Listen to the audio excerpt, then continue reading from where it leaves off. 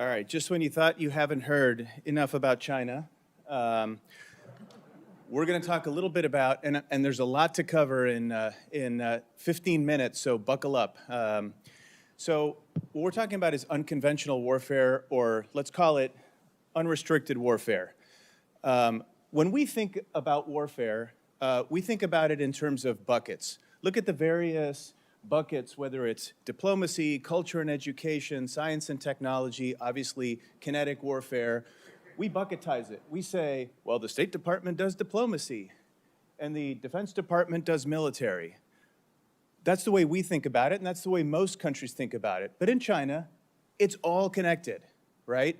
And I think what we need to understand is they have a holistic view of things, and this is why you see Belt and Road projects that are connected to collateral. The collateral might be a Navy base for 99 years. And the next thing you know, you've got Djibouti, or you've got Hambantota in Sri Lanka. And we say to ourselves, how do we get here? Oh my gosh. And that's because we have silos and they don't. And for better or worse, our interagency process needs a little bit of help. So let's talk a little bit about the maritime frontier. I hope I'm wrong, but if there is a conflict with China, I don't think it's going to be tanks rolling into Beijing. It's going to be a maritime conflict. Let this sink in. China builds the equivalent of the Royal Navy every 4 years. We can't build ships, and that's a big problem. And even if we threw all the money we could at shipbuilding, we lack the subcomponents, we lack the workforce, we lack the shipyards. There's a whole bunch of stuff that's wrong and broken. I'm not sure how we fix this, but I don't think we're going to fix this in the next 2 or 3 years. This is a problem. This speaks for itself. This is China's military Navy fleet versus ours. We are retiring more ships than we know what to do with. I think I read a statistic recently that we have more admirals in our Navy than number of ships. That's a problem. A future world is going to be focused on not 1945 technology like aircraft carriers, but it's going to be hypersonic weapons, it's going to be cyber, it's going to be drones, etc.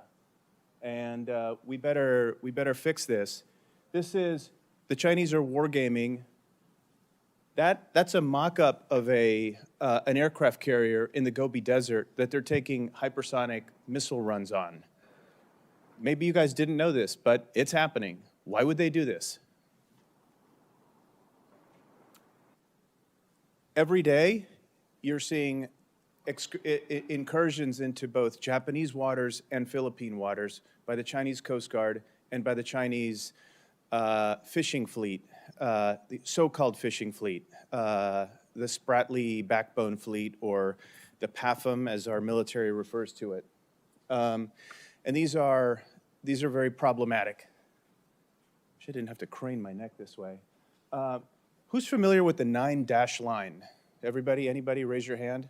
So, okay, for those of you that aren't, that big red line that you see is what China claims is theirs. We own all of this. It's kind of like the United States saying, hey, we own the entire Gulf of Mexico. It's ours. Oh, and the Caribbean, because, I don't know, in 1754, an American sailor capsized in Antigua. Therefore, we own all of that. That's a problem, and you've got a lot of overlapping territorial claims. We spent a lot of time talking about Taiwan, but we haven't spent a lot of time talking about this. And this is a major flashpoint, and it could escalate. Remember that time when China said, we will never militarize the South China Sea? This was a promise made by Xi Jinping to Obama. Right? We will never militarize the South China Sea. These little islands, well, guess what? Now they have 20 islands in the South China Sea, and look at them. These aren't, tourist destinations. These are islands that have real runways, real missiles, and you know, what it does to me is for those folks in the audience that believe that, hey, look, we can compromise with the Chinese, we can cut a deal. I say, well, when has China upheld if there's a lot of counterparty risk in dealing with China from the standpoint of, if you're dealing with a counterpart who's not willing to own up to what they say they're going to do, that's a problem. We talked about the deep water fishing fleet. I don't want to go through that, but not only are they raping the ocean, but these are ISR collection platforms, and they're all over the world, including in places like the Galapagos, right, a global marine sanctuary. This is what happened in Whitsun Reef, which is in Philippine territory. A couple of years back, the Chinese did a swarming exercise where hundreds and hundreds of ships convened, and it really took a lot of effort from the Filipinos to kick them out. The then Philippine foreign minister had an epic tweet, which you guys can read for yourselves. Very colorful fellow, but it was an incident. Now let's talk about some of the other islands. We talked about the Philippines, we've talked about Taiwan. Why are little island nation states important? And let this sink in. Kiribati, if you were to like crunch all of the islands together, I'm sure it would be the size of the District of Columbia. But when you open it up, you can see how large the landmass is. And why this is important is because you have subsea minerals, you have fishing rights, you have a lot of things that are of interest to China. And in Kiribati, they've just built an airstrip in the Chinese, in Canton, where you can land a space shuttle. Now, Kiribati is the island that's closest, the island nation state that's closest to Hawaii. So this is problematic for us, for those of you that aren't tracking it. I don't know what to say about this. John, I loved your comments on Taiwan. Taiwan needs to figure out how to defend themselves. Otherwise, it's very difficult for the U.S. to send troops. It started a long time ago, but this is what really kicked off a whole bunch of problems. And the new president is very aggressive, and China hates him. He's currently on a tour of the South Pacific Island nation states. He's visited the United States, and he's being very aggressive toward China. And you know, the Chinese are not very keen on having this guy, and they definitely interfered in this election. Many exercises. If you see what's happening at every Chinese exercise around Taiwan, is that they keep closing the loop in. So 10 years ago or 20 years ago, it was doing exercises way out in the wilderness of the ocean, and little by little, they've been encircling Taiwan, closing the envelope even further. And whether it's a blockade or whether it's, which is what I think it might be, combined with cyber, or whether it's a full-scale invasion, who knows? But these exercises are happening, and it's going to get worse. The image above shows a mock-up of the streets, the identical streets to the Taiwanese presidential palace below. So the above picture is in China, where they're doing training exercises in the event that they need to invade the presidential palace. Again, these are all indications and warnings. If China says we are going to take Taiwan, I don't know. I kind of take it as literal. Many people in Washington say, well, what does take really mean? Does it take with a little t?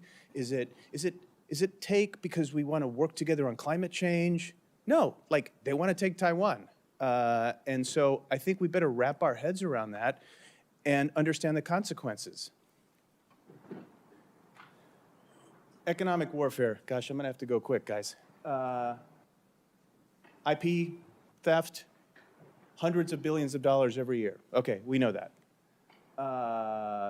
Who's doing it? China. Belt and Road. These are the countries that have been involved in Belt and Road. Belt and Road when I was at the World Bank, we faced a big problem, which was that many of the countries that had taken Chinese debt were now stuck with, dealing with the collateral issues. In many cases, we had to pay off the government of whatever, pay them so that they could repay the Chinese. Very problematic, and we need to think about debt relief in some way. These are the countries most in debt to China. I'm going quickly, sorry for the time. We're going to talk a little bit about this. I think, Chris, you're going to talk about this later today, digital currencies and digital assets, so I'll leave that for that panel. This is problematic. What happens when the dollar is no longer the currency of global trade? When we can't, when we're already printing $1 trillion every 100 days, when the Fed's balance sheet is, the largest it's ever been, how are we going to finance our military or Social Security or Medicare or whatever? This is a problem. And China is, little by little, chipping away at it. Gray zone warfare. Is anybody here familiar with the 62-odd Chinese dams along the Mekong River? This is really interesting. So China's built dams up and down the river, and they can turn off the water. At the end of the river is, you'll see this lake here in the middle of Cambodia. It's called Tonle Sap, where something like 70% of Cambodia's protein consumption comes from. And if Cambodia doesn't toe the line at a UN meeting or whatnot, China turns off the water and the lake goes dry. So this is a form of gray zone warfare that people aren't even thinking about. Well, now there's a military base in Cambodia, and Chinese ships are visiting it. We built that military base, that Navy base, by the way, back in the 60s. I should probably stop. Given time, we can talk about diplomatic warfare, how China's remaking the UN in its own image, number of senior leaders in different parts of the UN that are Chinese. You may recall an incident at Interpol, which is the police force of the global police force that had a Chinese Ministry of State Security guy in it. And the last thing they saw from him before he disappeared, the guy on the left, the last thing they saw was his wife got a text message. He went back to Beijing, and no one's heard from him since. That's Interpol. And yet, the board of Interpol now has another Chinese person there. We can talk about, well, the World Health Organization. We can talk about a lot more stuff. But in the interest of time, I'll stop. And thank you. Thank you, Congressman. You put on a great event. And if anybody wants to talk to me a little bit later, feel free to. Thank you.